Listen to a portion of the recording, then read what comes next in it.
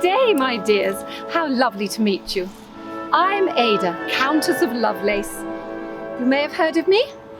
Well, my father, he was Lord Byron the poet. He liked to use his imagination with words.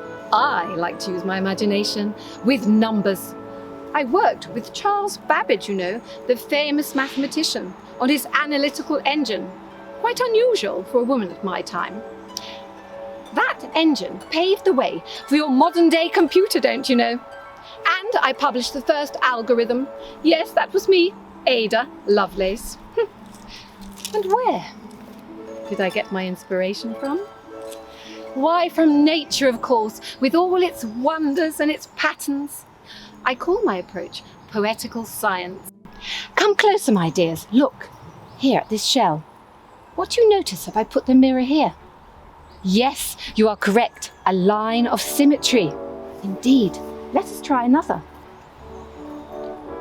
Yes, many lines of symmetry. How marvelous.